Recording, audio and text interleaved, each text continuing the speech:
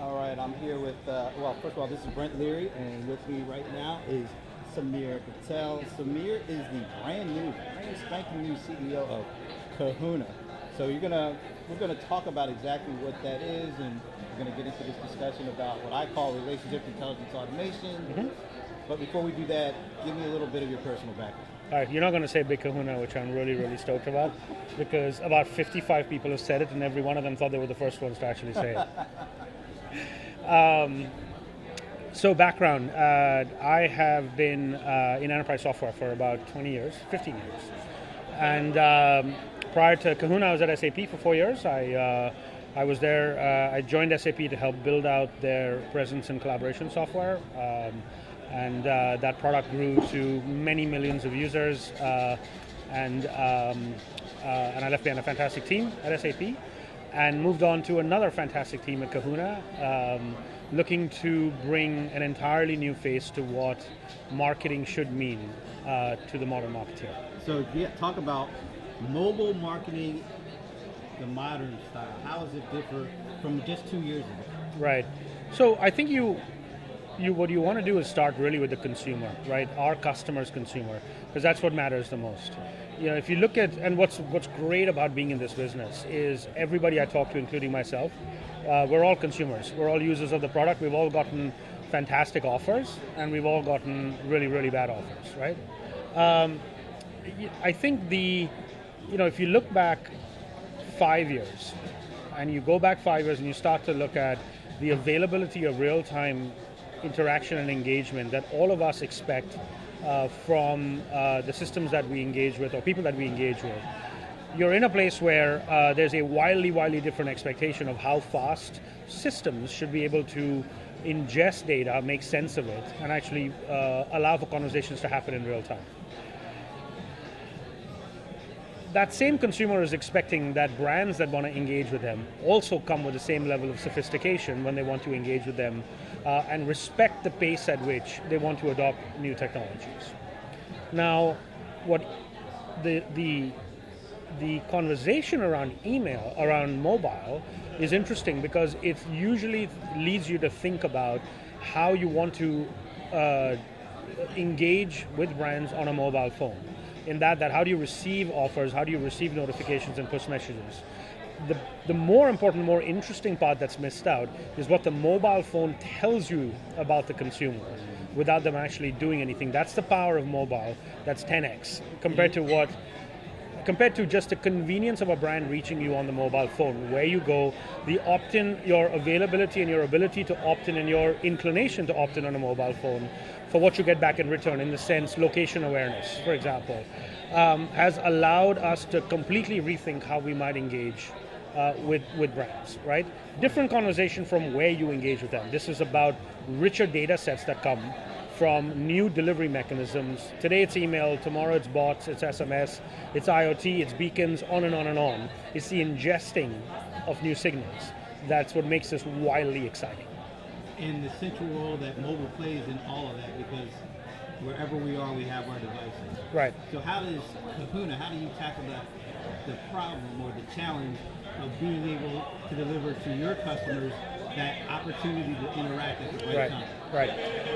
I think we have never ever before been in a position where we could truly capitalize on the notion of perishable inventory. So, and perishable inventory comes in many different ways. It could literally be perishable inventory like an airline ticket or groceries, but any e-commerce inventory to some degree is, or a vendor would like it to be perishable in that it's costing expensive shelf space. So if I'm about to offload it to an overstock facility in 5 days, which means I'm gonna have to sell it to them at 90% discounts, what can I do in a 48-hour window to make 40, 50, 60% margins on that product, right?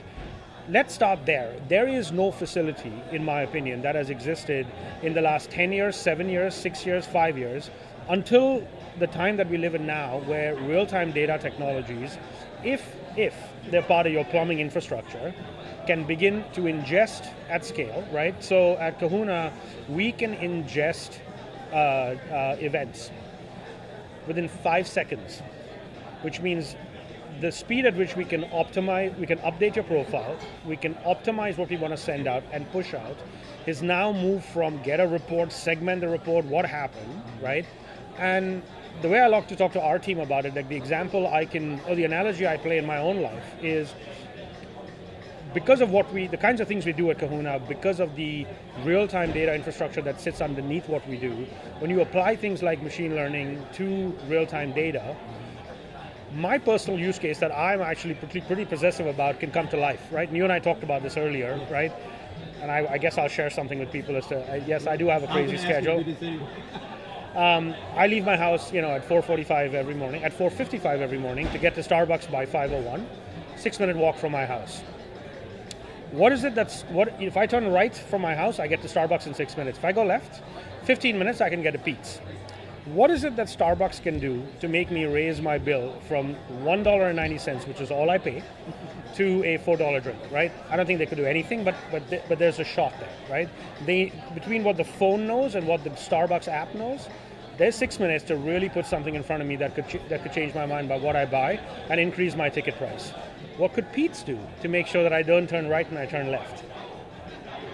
We are at a moment in time where the applicability of real-time technology can enable such delivery of offers and information in near real time.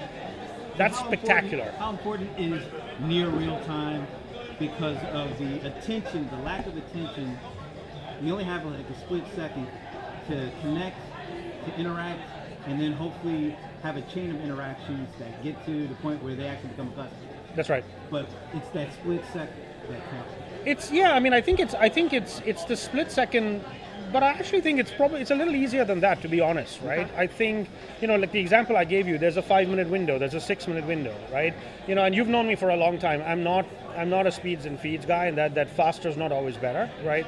I think if we can get to a place where we can do two things. One is respect the pace at which the brand believes that they want to have their customer move from channel to channel.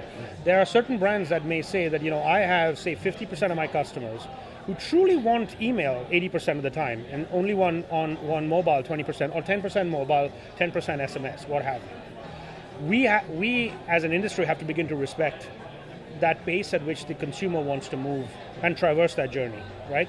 So I think that's one, and that's something that's quite central to the design team in terms of how we think about product.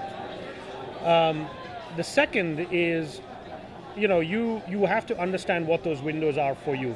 You're absolutely right. If it is 5 p.m. and there's a red eye that's about to, pretty much go down to the value of 0 by, say, midnight tonight, you can understand what the value of that is, right? If you are selling excess inventory of hotel rooms, at a certain point this evening, that hotel room is going to be worth 0. Right. We have to let brands adapt to that. And this is why I think some of the narratives in the industry when we're thinking about modern marketing is almost insulting to the brand, right? When you read sort of it's email's dead and it's all real time, it's not real time. It's unrealistic. It's absolutely unrealistic, and it's not actually how brands want to work. So the thing that we're pretty excited about is when you think about, back to your earlier question about the modern marketeer, what they're going to need is almost a sort of, if you want to go back into a history of marketing automation, 15 years ago, you had systems that were built for email. That's all they were built for. They were called email marketing automation, but they were nothing more than email delivery systems. Right. Today, you're seeing a lot of vendors also start to look at the equivalent of that in the mobile world and say, great, I'm going to give you mobile marketing automation. We're saying demarks of the system and be able to bring on dynamic delivery mechanisms, because today it's mobile, next year it's going to be bots. And it's going to be beacons after that, and who knows what, right? We have to be able to decouple that. And one of the reasons why I took the role is, if you look at the work that the founders of this company had done for the first 2 years, it was really building that real-time data engine on which you could then apply machine learning concepts, right? To be able to make sense of what you're doing. Right. We now have that. We have that capability now to have this plumbing that sits underneath multiple delivery mechanisms, and we can add and remove delivery mechanisms as customers start to look for more stuff, right? That to me is respecting the pace at which consumers want to move this journey and not throwing a one-size-fits-all technology out there, right? I think the market generally is at a place where we're doing some fun stuff with multi-channel, but again, multi-channel means I'm going to blast Brent exactly the same message on every channel, right? We're saying cross-channel, which means if I learn something about Brent that makes me much smarter because of a gesture on a mobile phone, why can't the email to him that goes in the weekend become smart? And as a consumer, that is your expectation. That's my expectation when I engage with a brand. You don't want to get bombarded on multiple channels with the same thing. Yeah. So it's a tall order. It's a fantastic team.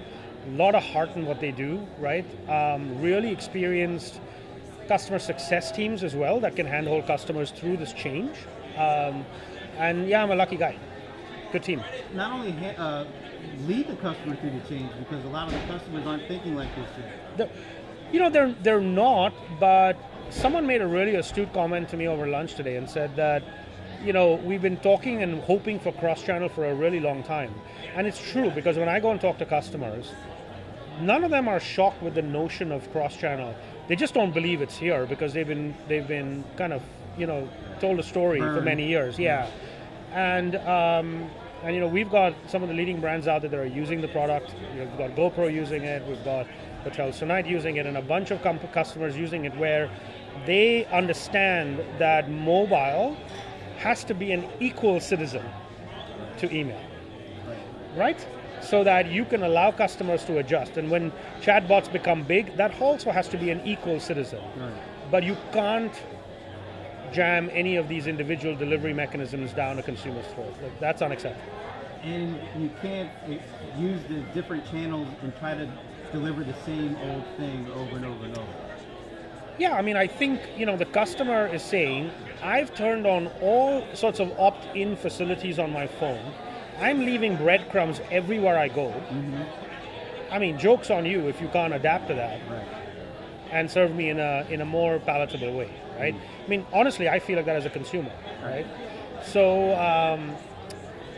it's really exciting that I think we're at a place where, if you have not built a real-time data infrastructure from the ground up, this is not something you can just peanut butter on top of an old architecture, right? This has to be the core of what you're doing. You can't re-architect this stuff. Right. And so that was one of the most exciting things to me when I joined Kahuna, because it's just about making something that's fantastic even better, right? So where can people learn more about all the things you're doing over there? Sorry, say that again? Where can people Where? go and So learn I more? think so Kahuna.com, right? You can start there. I think you're best off also following us on Twitter at Kahuna. And you'll start to hear a lot more about how we think about marketing automation. We'd love to chat with you more about this as we gain more. There's a ton of stuff coming out. Pretty much, the product is continuous delivery and continuous deployment. So because it's all multi-tenant SaaS, you see customers seeing stuff live on a weekly basis. Very cool.